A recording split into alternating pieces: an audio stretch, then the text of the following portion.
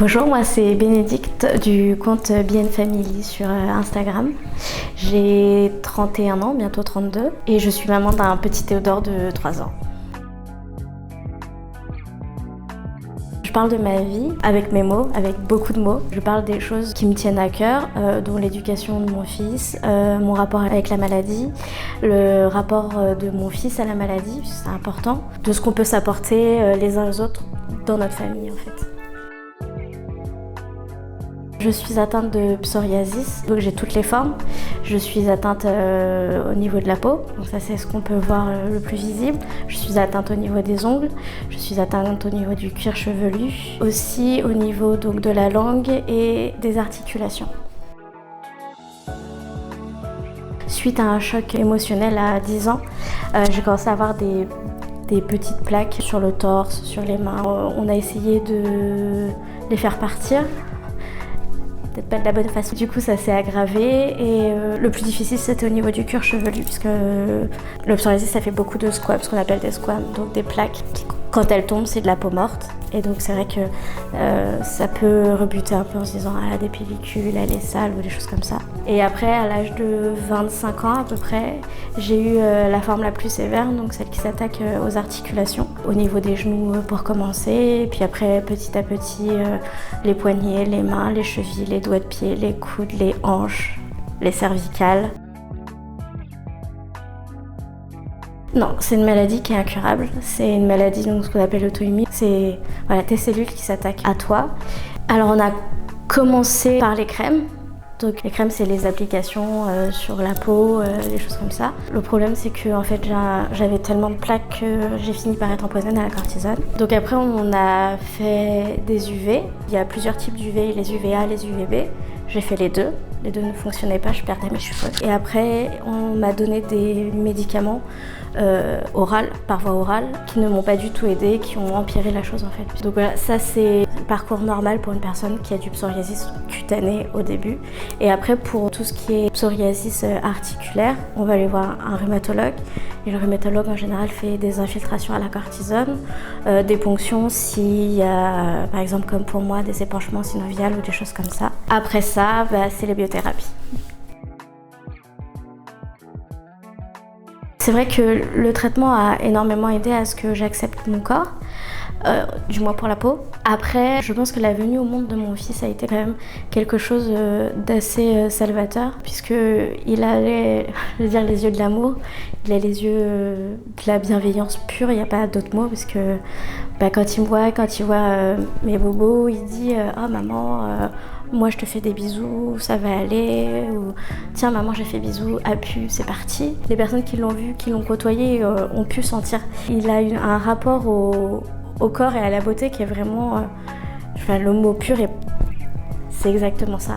Il aime tout le monde, que ce soit dans la différence ou dans la normalité, on va dire. Et pour lui, tout le monde est que amour et... Bon, j'ai un peu peur pour la suite, mais pour le moment, il est vraiment que amour pour tout. Et c'est vrai que ça m'a aussi énormément permis de me dire qu'au fait, si je voyais un petit peu plus le monde comme lui, ça serait peut-être plus facile. Instagram m'a aussi permis de rencontrer, de parler avec des personnes qui ont souffert comme moi, qui ont mal comme moi, de me rendre compte qu'au final, le plus dur, c'est le regard qu'on a soi-même envers soi-même, plus que les autres en fait. Une fois, on m'a dit parle de ça parce que c'est quelque chose qui me touche, qui est dans mon quotidien. Et j'ai essayé un jour juste de montrer un bout de mon quotidien hors de mon fils. J'ai une amie qui m'a dit « Mais écoute Bénédicte, ton quotidien c'est aussi ta maladie ». Et je lui ai dit « Mais ma maladie elle est pas instagrammable en fait. Ma maladie elle est pas belle. Ma maladie elle me fait mal et j'ai pas envie que tout le monde voit que j'ai mal ». La première fois que j'ai posté, j'ai eu un élan d'amour de personnes que je ne connaissais pas. Et plus encore, j'ai eu des personnes qui m'ont parlé en privé en me disant « Écoute, je suis malade comme toi et je le vis mal ». Et j'en ai eu énormément, beaucoup plus que ce que je pensais toucher. Je me souviens quand j'avais 15 ans, j'ai écrit un SMS à ma meilleure amie en lui disant « Hey Caro, t'as vu Britney Spears, elle est du psoriasis.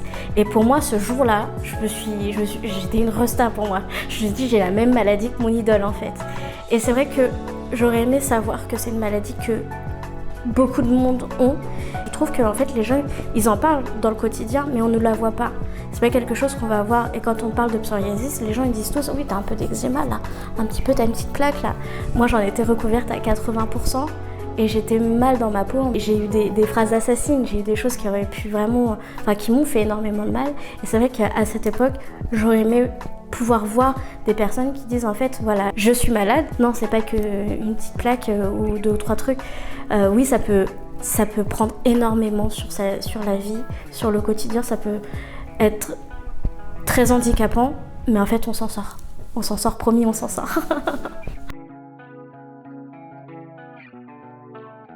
À titre professionnel, c'est très difficile pour moi d'avoir un boulot. J'ai eu un boulot que j'ai adoré dans une imprimerie. Je suis directrice artistique, c'est vrai que je ne l'ai pas dit.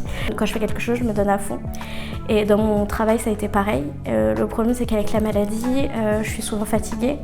Les traitements, il faut pouvoir dire qu'on n'est pas là 1 ou 2 jours toutes les 3 semaines.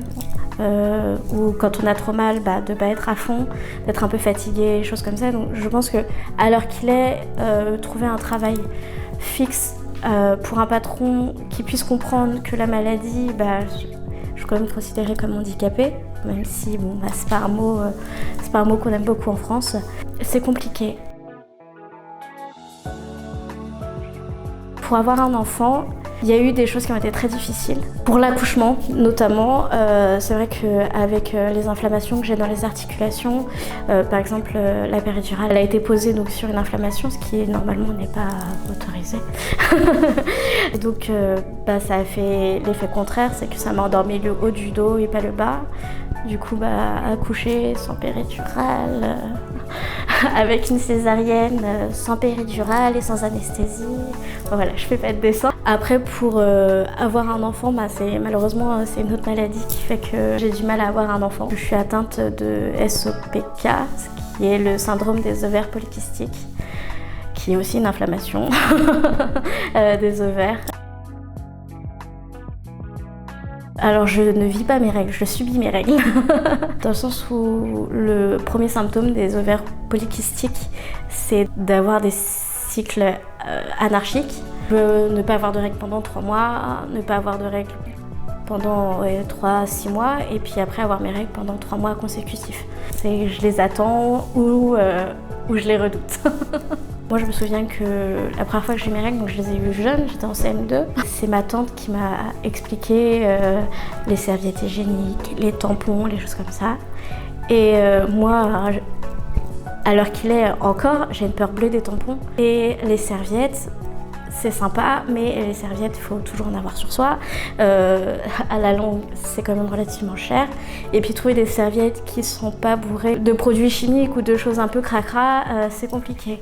Donc les culottes menstruelles, c'était pour moi l'alternative parfaite. D'avoir quelque chose de propre, quelque chose qui ne pollue pas la planète à 1 milliard de %. Et puis je trouve que la démarche de Elia Lingerie est vraiment très intéressante et importante. Moi qui suis SOPK, on parle aussi d'endométriose. Tout ce qui est des problèmes de fertilité ou des problèmes intimes, c'est quelque chose que je connais et qui forcément me touche. Mon mantra à moi, c'est « Sois belle et aime-toi ». Sois belle en étant toi et apprends à t'aimer toi comme tu es. Et je pense que moi, je me le dis tous les jours. Des fois, ça marche, des fois un peu moins. On a tous des hauts et des bas. Mais c'est vrai que c'est une phrase que j'aime m'entendre dire à moi-même et que je répète à mon fils tous les jours. Qu'il est beau et que s'aimer, c'est le début en fait pour grandir bien en fait.